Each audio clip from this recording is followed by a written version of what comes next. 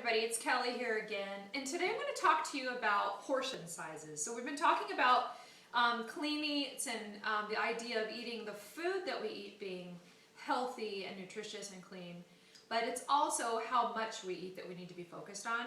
And here's why. You might think, gosh, over the last 50 years or so, I bet the portion sizes have crept up a little bit. Well, I'm here to tell you over the last 20 years, so that's in my lifetime, well within my lifetime, portion sizes have gotten absolutely bigger. So in the last 20 years, our hamburgers, so just a hamburger you get served at a restaurant or a fast food place, have gotten almost 25% bigger, so 23% bigger. A Mexican food, plate of food that you would get at a restaurant is almost 30% bigger than it used to be 20 years ago. So you go sit down at a Mexican food restaurant and you think, hey, this is going to be my lunch. It is almost 30% bigger than it used to be. Just the more food on the plate. Pop or soda is 52% bigger, which is amazing to think about. It used to be standard to get one of those little Coke bottles, just those little glass ones, which were 6 ounces. 6 ounces, not even, hardly anything. Now, I mean, it's at least 12 ounces, right? And you can even get bigger ones that are super size me, right? So 50% bigger. Snacks like pretzels and chips and those sort of things, when you get a bag of those, it's 60% larger than it used to be 20 years ago. So guys, it's not just saying, hey, have a couple snacks and eat 3 good meals and why, I'm just eating normal like we always have.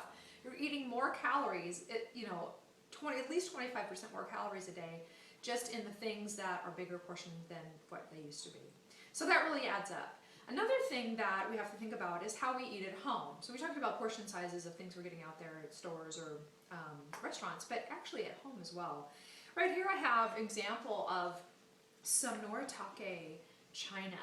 That is a hand-painted china that my grandfather actually brought back from Japan when he was there in 1945. And this is amazing. This is really a treasure for our family, but it shows you, even more than that, for this example, the difference of sizes of plates. Now I want to tell you that I had to look far and wide in my own home to find bigger plates because we have rooted out basically the really big plates that you get in sets of plates. So we have this random assortment, but I'm going to show you.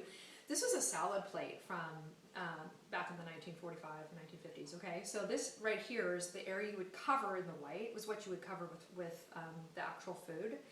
4 inches. 4 inches for a salad plate. This is not a saucer cup. It looks like it could be a saucer cup for coffee.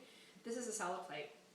4 inches in diameter. This is the actual dinner plate, and the portion here you would feed, you use with the food. The rest of it is just, of course, decoration. 6 inches in diameter.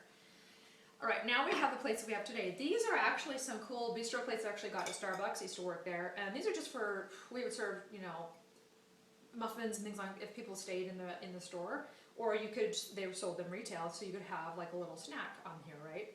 5.5 inches, but we use these as our dinner plates in my house because it's, again, almost the size of this, and so we know that we have a dinner plate in this red one, which is 5.5 inches across.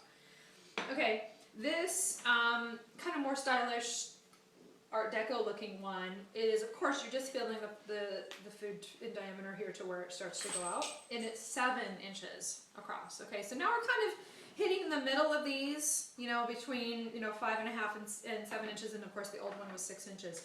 This is a plate that I've had like forever, an old set. I think I've had this since college or something, and this was a normal size plate. 8 inches across of where you could put food, and of course it's not fancy, so you can pile up the food everywhere, right? There's not an area that you stop. It's all of this is just 8 inches of food.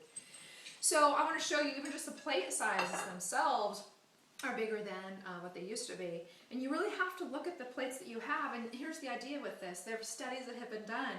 The plate that you have that you serve, like say at a potluck, people will fill up the plate the size that it's given.